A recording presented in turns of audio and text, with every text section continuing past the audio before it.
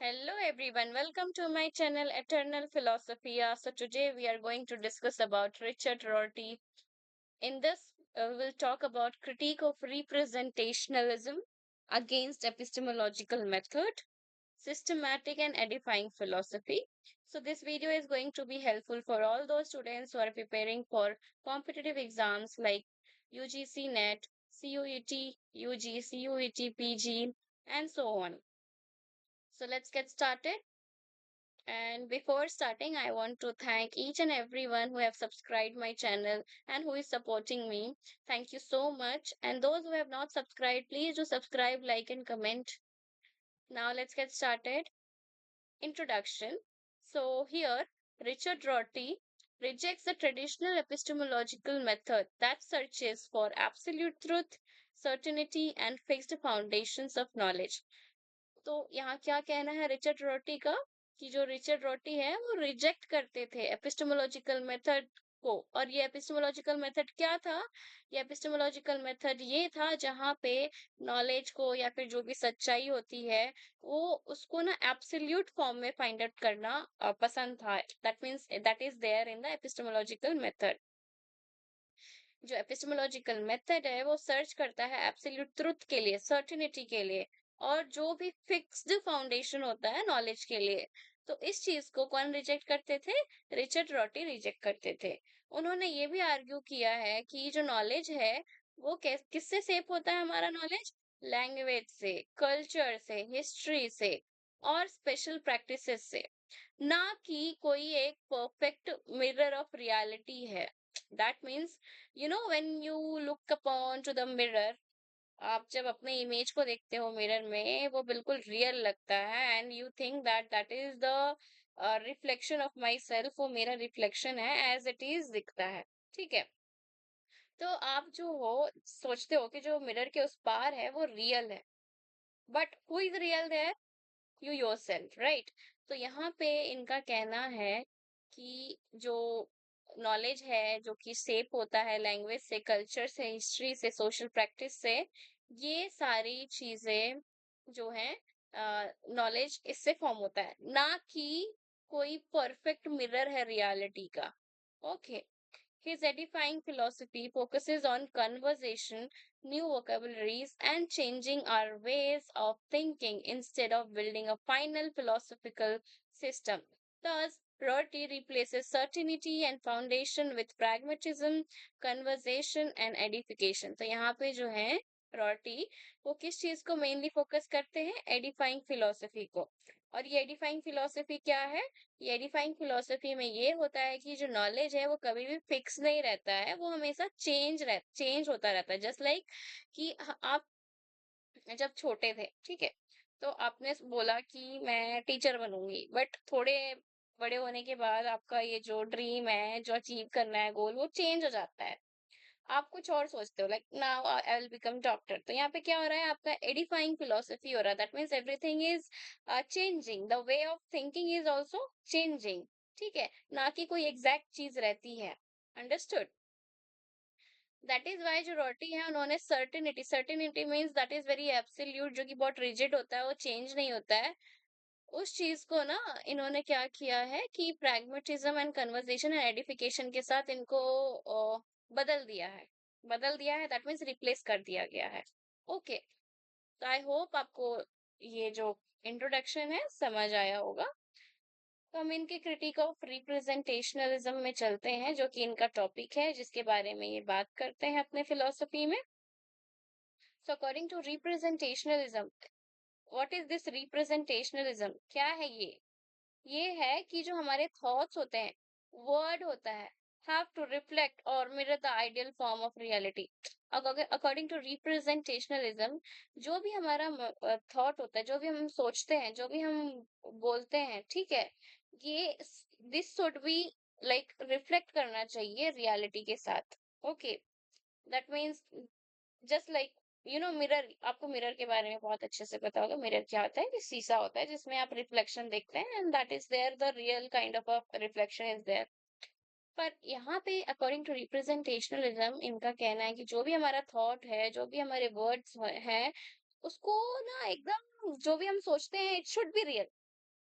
Okay, जो भी हम सोचते हैं, जो भी हम बोलते हैं, it should be real, just like we see ourselves in a mirror. Okay, just like आपने दिमाग में कुछ सोचा, ठीक है, वही सेम चीज रियल वर्ल्ड में होना चाहिए। अंडरस्टूड? सो जो रिचर्ड रॉटी है वो फिलोसोफर थे जो सोचते थे कि जो ट्रुथ है और नॉलेज है वो ऑब्जेक्टिव नहीं है बल्कि वो सब्जेक्टिव है। ऑब्जेक्टिव मतलब आप जानते हैं universal, that is followed by everyone.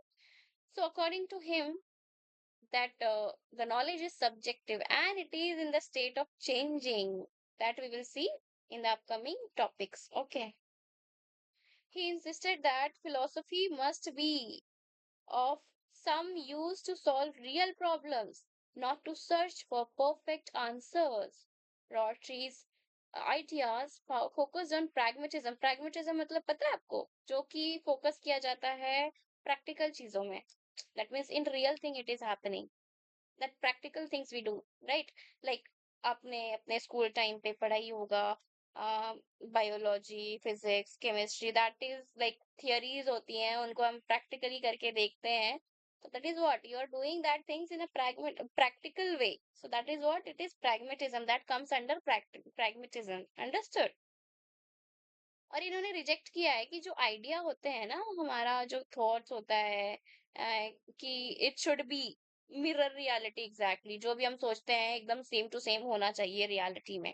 इस चीज को वो ना पूरा तरीके से डिनाई करते हैं। ठीक है, तो यहाँ पे क्या इन्होंने बोला है कि जो फिलॉसफी है ना, वो कैसा होना चाहिए? फिलॉसफी ऐसा होना चाहिए जिससे हम रियल प्रॉब्लम्स को सॉल्व कर सके, ना कि हमें सर्च करना चाहिए कि परफेक्ट आंसर क्या हो सकता है कोई भी प्रॉब्लम का। Understood? Now comes to the next paragraph. Before going to the next paragraph, I want to inform you, if you want to complete your syllabus for UGC NET, you can go to my page. There you will find a playlist, and you can watch the videos and you can take the benefit of it. Okay, so Richard Rorty did not believe in representationalism। जैसे हमने ऊपर देखा, मैंने आपको समझाया कि वो believe नहीं करते हैं रिप्रेजेंटेशनलिज्म में, बिकॉज रिप्रेजेंटेशनलिज्म ये क्या फोकस करता है कि जो भी हमारा थॉट्स है it should B mirror, that means ये बिल्कुल एकदम जैसा हम सोचते हैं वैसा ही होना चाहिए, वर्ल्ड में परफेक्टली होना चाहिए। ठीक है, that which asserts that our thoughts should mirror the world perfectly। बल्कि उन्होंने क्या बिलीव किया है कि जो हमारे आइडियाज हैं are constructed from our experience and the people around us. कुछ भी चीज ना बिल्कुल भी एक जैसी नहीं होती है।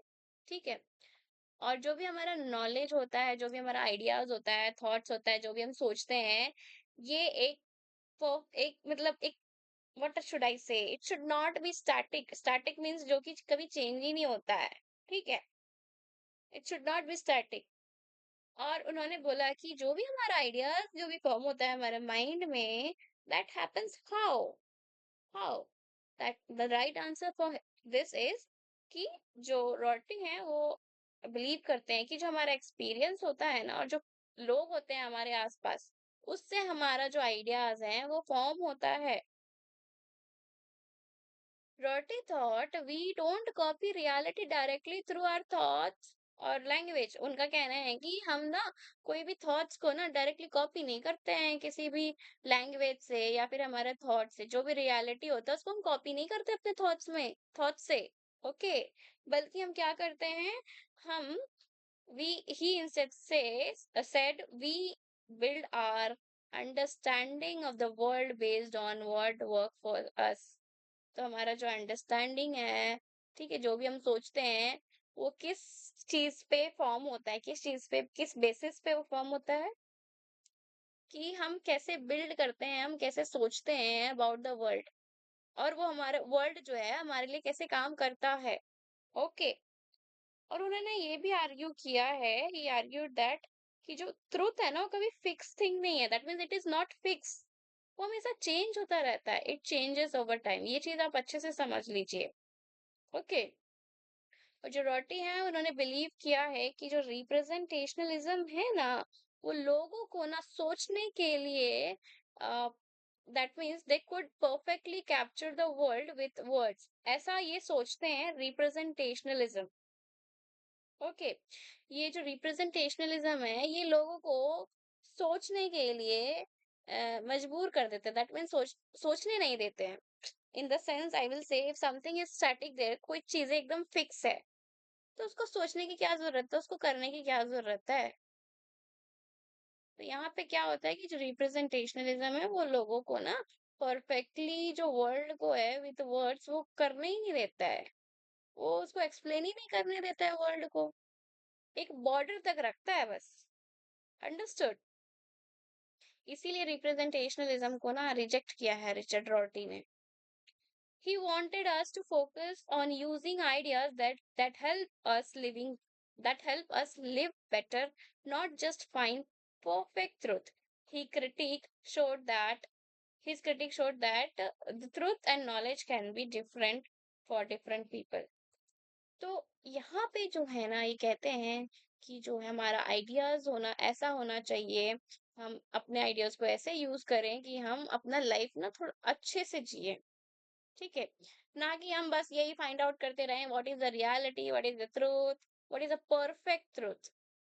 ओके, जो इनके क्रिटिक्स थे ना उन्होंने बोला कि जो ट्रूथ और नॉलेज है ना वो डिफरेंट हो सकते हैं डिफरेंट पीपल के लिए, अलग अलग लोगों के लिए अलग अलग तरह का नॉलेज उनके लिए ट्रू हो सकता है। Okay, this is what he is trying to say. Now comes to the next topic that is against epistemological method.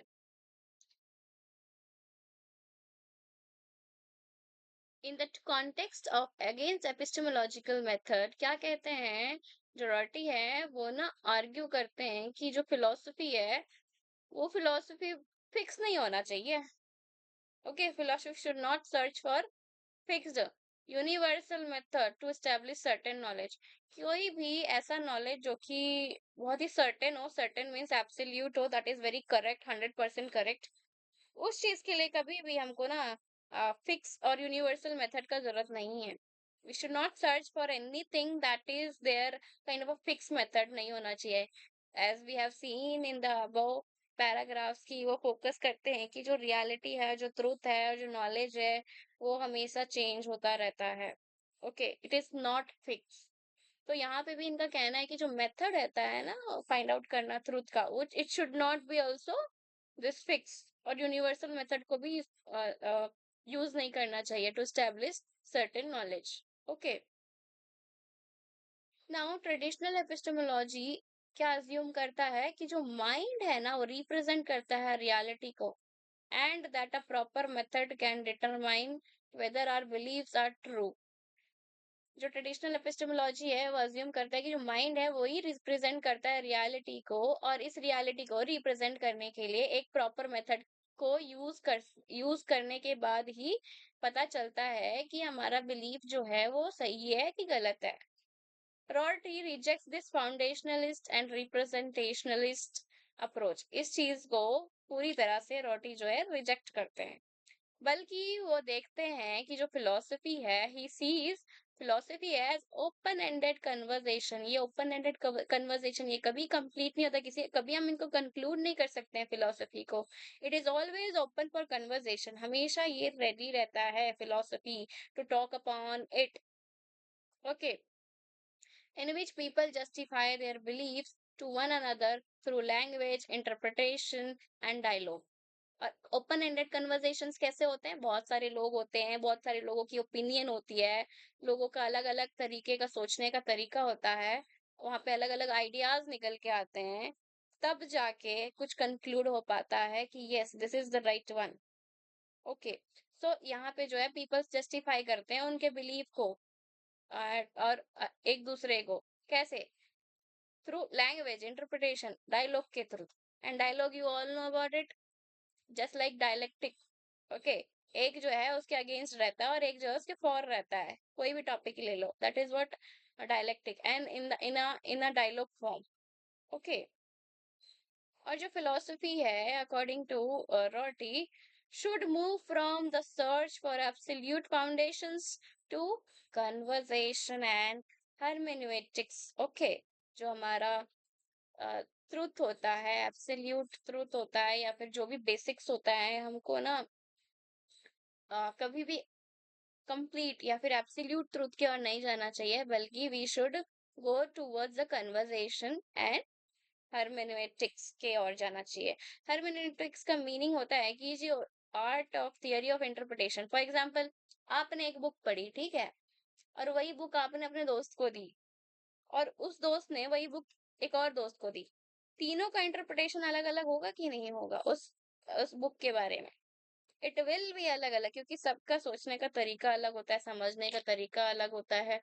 तो this is what he is trying to tell here to all of you. Understood?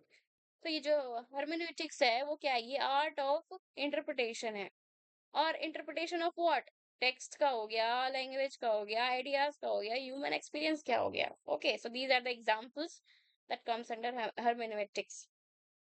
I hope आपको यहाँ तक समझ आ गया होगा। Now let's come to the next topic, that is systematic and edifying philosophy. तो पहले देखेंगे कि सिस्टमैटिक फिलोसफी है क्या। क्या कहता है ये सिस्टमैटिक फिलोसफी? जो सिस्टमैटिक फिलोसफी है ये एक ट्रेडिशनल वे है जिससे फिलोसफी के ऊपर चर्चा करते थे, या फिर ये एक तरीके का फिलोसफी करने का एक काइंड ऑफ अ जरिया हो सकता। जरिया नहीं है, आप बोल सकते हो कि ये वे है, वे मतलब तरीका था, ठीक है। तो यहाँ पे ना ये सिस्टमैटिक और एडिफाइंग दो फिलोसफी है, जिसमें एडिफाइंग फिलोसफी को सपोर्ट करते थे रॉटी, ओके, और ये क्रिटिसाइज करते थे सिस्टमैटिक फिलोसफी को। इतना ध्यान में रखना है आपको। Okay, so it tries to develop complete and organize system. Systematic philosophy कैसा है, क्या करता है? कंप्लीट और ऑर्गेनाइज सिस्टम को डेवलप करने की कोशिश करता है। Okay, that explains important questions about knowledge, truth, mind and reality। तो क्या होता है कि जो सिस्टमैटिक फिलोसफी है वो ना ट्राई करता है कि डेवलप कर सके कंप्लीट और ऑर्गेनाइज सिस्टम को, जो कि एक्सप्लेन करे क्वेश्चंस जो कि रिलेटेड हो किसके? नॉलेज के थ्रू, माइंड का, ट्रुथ का, रियलिटी का। सो इन सब का जो क्वेश्चन है ना, इंपॉर्टेंट क्वेश्चन है ना, इसको एक्सप्लेन कर सके ये सिस्टमैटिक फिलोसफी। और इस सिस्टमैटिक फिलोसोफर्स को कौन कौन कौन से फिलोसोफर्स हैं जो सपोर्ट करते हैं? Thinkers such as Plato, Aristotle, Descartes, Kant, Hegel, Husserl, Carnap and Quine. ये सारे जो हैं एसोसिएट करते हैं with different form of systematic philosophical thinking. That means इनका जो कोर आइडिया है वो सेम ही है इन सब फिलोसोफर्स का, पर ये तरह अलग अलग तरीके के सिस्टमैटिक फिलोसफी का इस्तेमाल करते हैं। Okay, it believes that there are truth that are valid for everyone। Systematic philosophy का कहना है कि यहाँ पे कुछ सच्चाइयां हैं, ट्रुथ्स हैं, जो कि वैलिड है सबके लिए, रिगार्डलेस ऑफ पर्सनल ओपिनियन। यहाँ पे पर्सनल ओपिनियन का कोई काम नहीं है, ठीक है।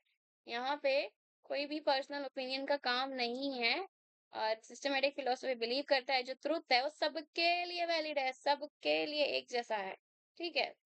It tries to find some basic principles on which knowledge and other areas of thought can be built। ये एक ट्राई करते हैं कि ऐसा प्रिंसिपल निकालने का, एक ऐसा वे निकालने का जिसके थ्रू जो नॉलेज है और भी अदर एरियाज का थॉट है उसको वो बना सके, ठीक है।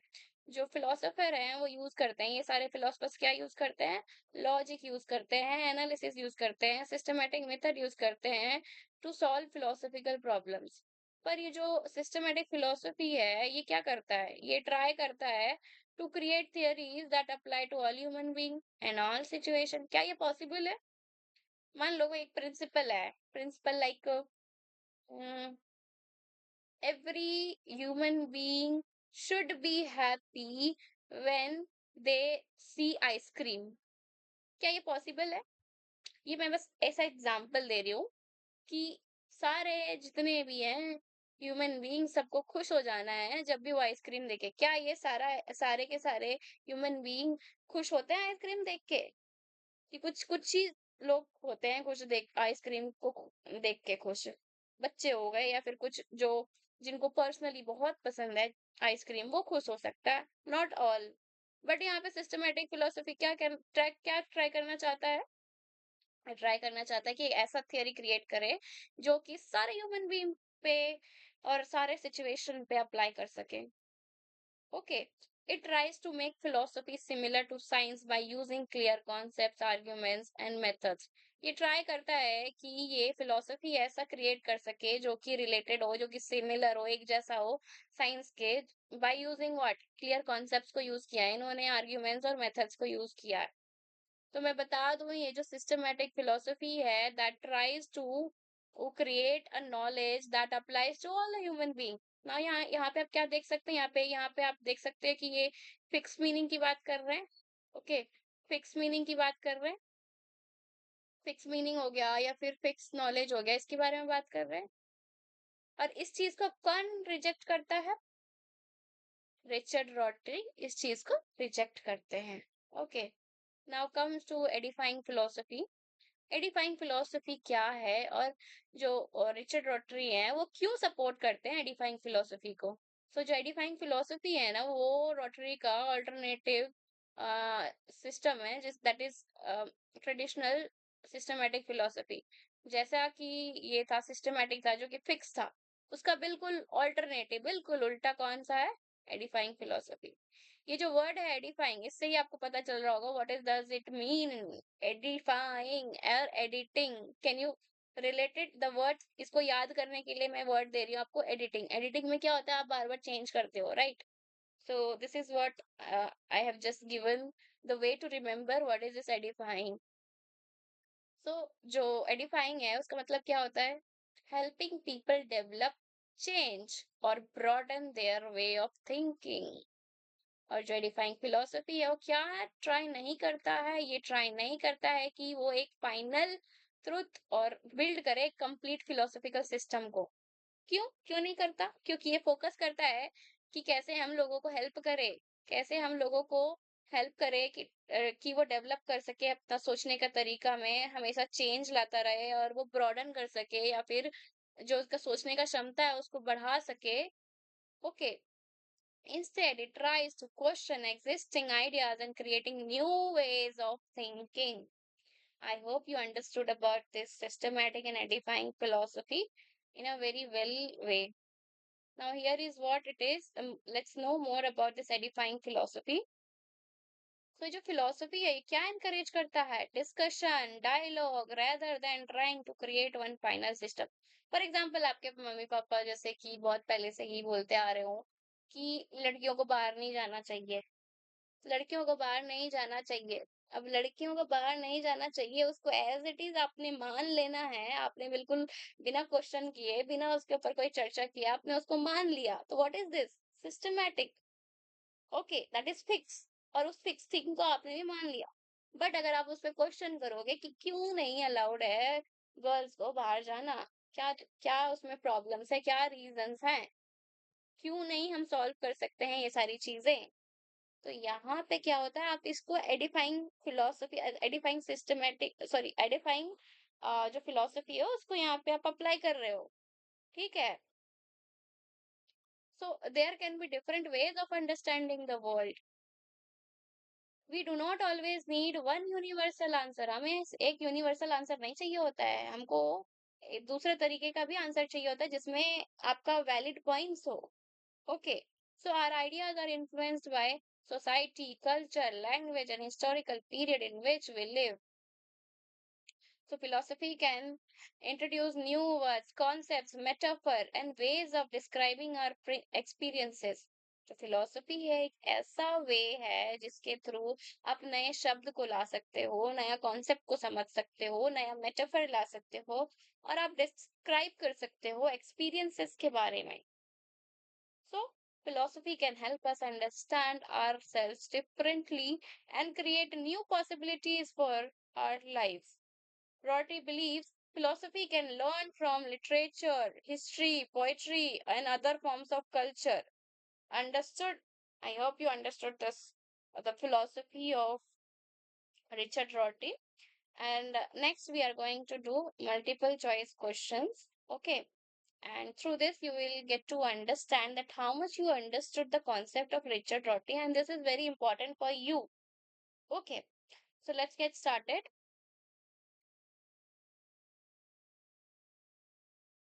Question 1. Who is most closely associated with the metaphor mind as mirror criticized by Rorty? Okay, so यहाँ पे मैं आपको 3 सेकेंड्स दूंगी ताकि आप सोच सको आंसर क्या होगा. Option A Richard Rorty himself, option B traditional epistemology, option C Marxist theory, option D logical positivism alone.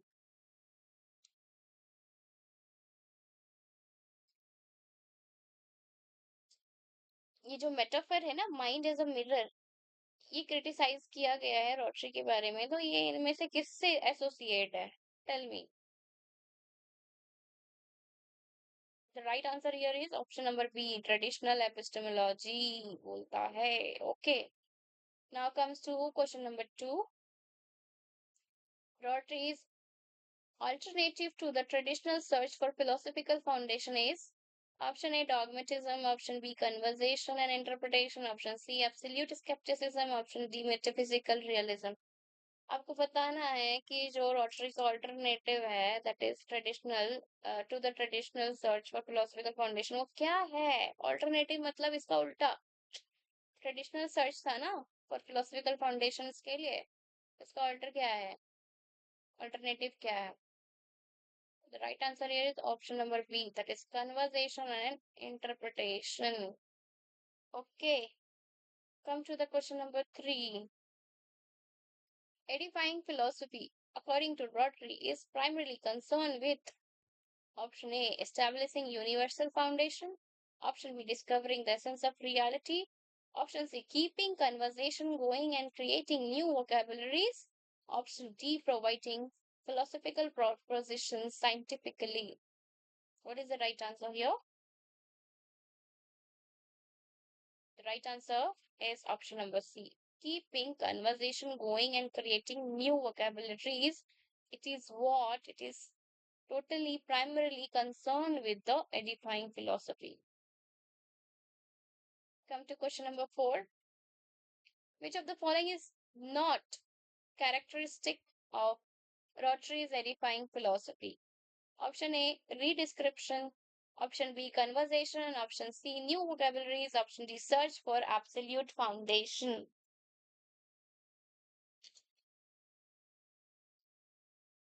The right answer here is option number D, search for absolute foundations. Come to question number 5. Rotary's distinction between systematic and edifying philosophy is mainly a distinction between option A, science and religion, option B, foundational philosophy and conversational philosophy, option C, logic and mathematics, option D, idealism and materialism.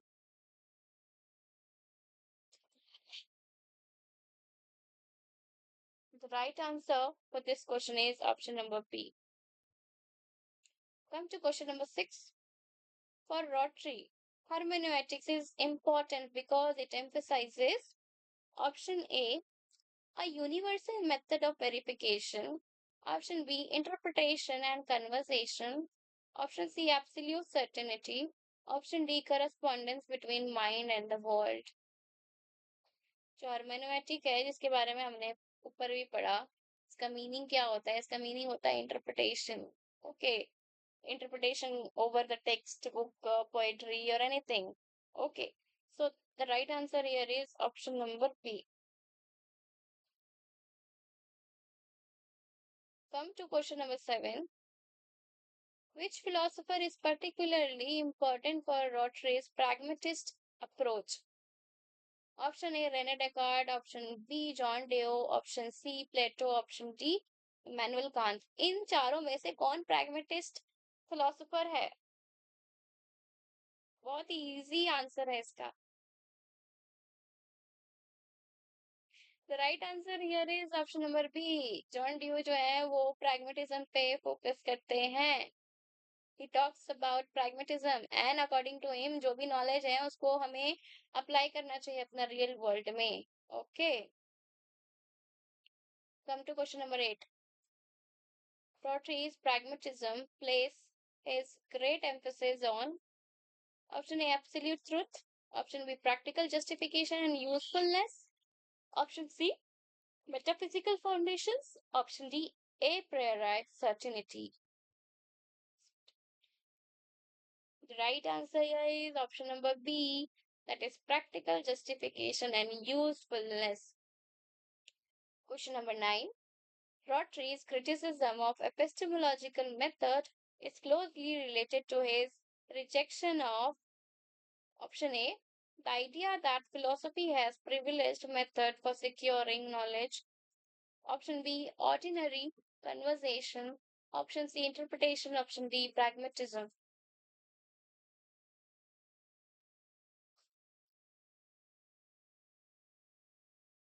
The right answer here is option number A. The idea that philosophy has a privileged method for securing knowledge. Come to question number 10. Which pair is incorrect? कौन सा pair जो है incorrect है इसमें से? Systematic philosophy, foundations. Edifying philosophy, redescription. Representationalism, mind as mirror. Edifying philosophy, absolute certainty. यहाँ पे edifying philosophy 2 बार आया हुआ है.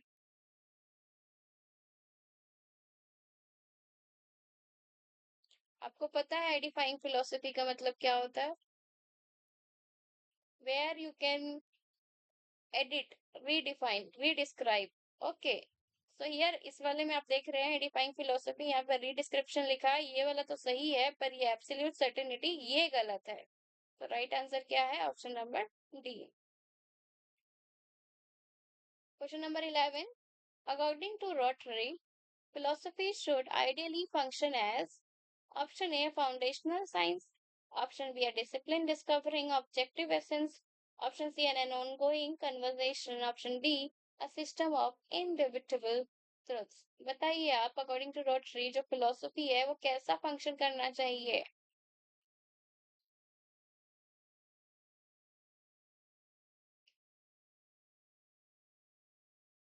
The right answer is option number C, an ongoing conversation. And ये किस पे आता है? कौन से फिलोसफी में? सिस्टमैटिक फिलोसफी या फिर एडिफाइंग फिलोसफी? ये आप मुझे कमेंट करके बताइए. Now question number 12. Richard Rotary जो है क्रिटिक ऑफ रिप्रेजेंटेशनली में प्राइमरीली किस चीज को रिजेक्ट करते हैं? कौन सा आइडिया को? Option A, language is socially constructed. Option B, the mind accurately mirrors और represent an independent reality. Option C, philosophy involves conversation. Option D, knowledge changes historical.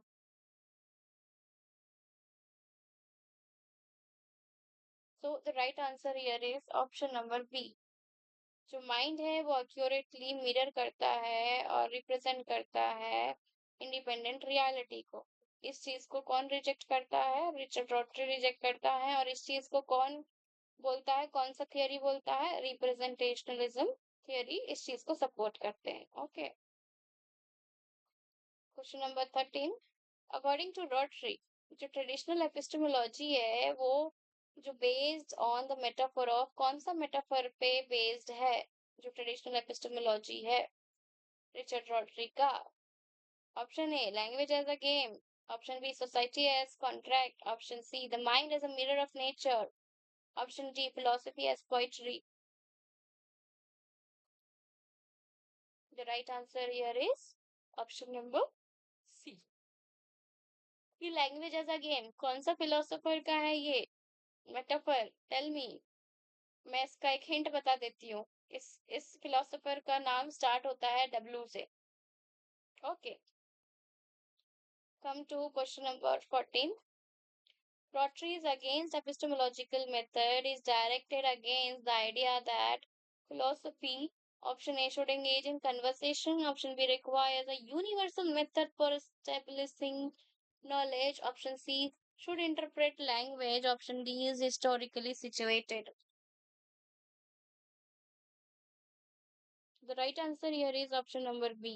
Requires a universal method for establishing knowledge. इस चीज को reject कौन करते हैं? Rotary. Question number 15. Which of the following best represent Rotry's anti-representationalism. Option A, truth is a perfect correspondence between thought and reality. Option B, the mind passively reflects the external world. Option C, knowledge should be understood primarily as accurate representation of reality. Option D, reality can be completely captured through philosophical foundations. Which is the right answer here?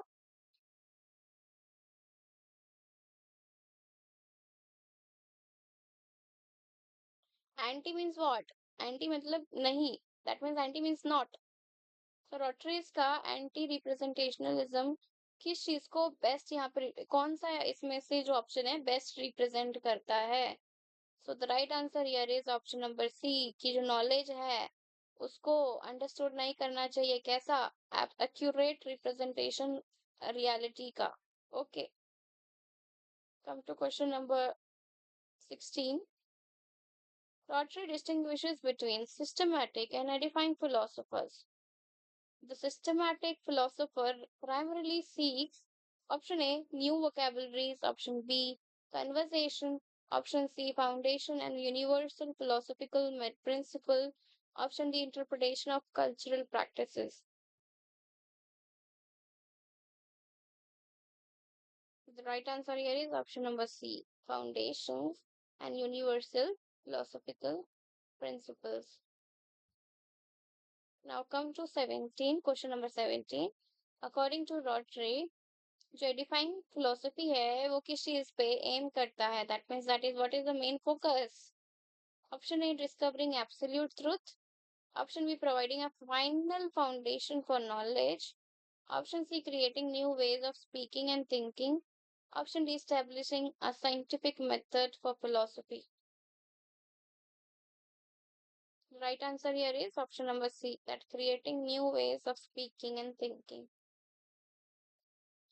Come to question number 18. Which of the following is most closely associated with Rotary's concept of edifying philosophy? Option A, foundationalism. Option B, final vocabulary. Option C, redescription. Option D, correspondence theory. The right answer here is option number C, that is redescription. Question number 19 पे चलते हैं जो कि match the following है. That match list one with list two. Match करिए इसको आप लोग, ट्राई करिए. Systematic philosophy, edifying philosophy, anti representationalism, hermeneutics. यहाँ पे आपको मैच करना है और इसका जो ऑप्शन है वो ऑप्शंस यहाँ पे नहीं दिया हुआ है. दैट मीन्स आपको ऐसे डायरेक्टली मैच करना है. तो एडिफाइंग का मतलब आपको पता है रिडिस्क्रिप्शन होता है. Okay, and this systematic philosophy इसका मतलब क्या होता है बताइए, सोचिए.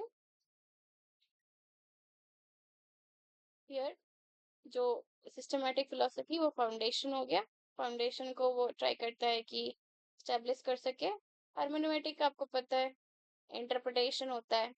एंड दिस एंटी रिप्रेजेंटेशनलिज्म मतलब rejection of mind as mirror. So this is the right answer here. Come to question number 20, and this is the last question for this video. In Rotary's view, traditional epistemological project seeks to option A, abandon philosophy. Option B, find foundations that justify knowledge. Option C, replace language with science. Option D, reject conversation. यहाँ पे इसका answer मैं नहीं बताऊंगी, इसका answer आपको comment करना है कमेंट सेक्शन में. And I want to thank you each and everyone who is supporting me. Thank you so much. And I hope you understood everything about this Richard Rotary in this video. Thank you everyone. Bye bye. Take care.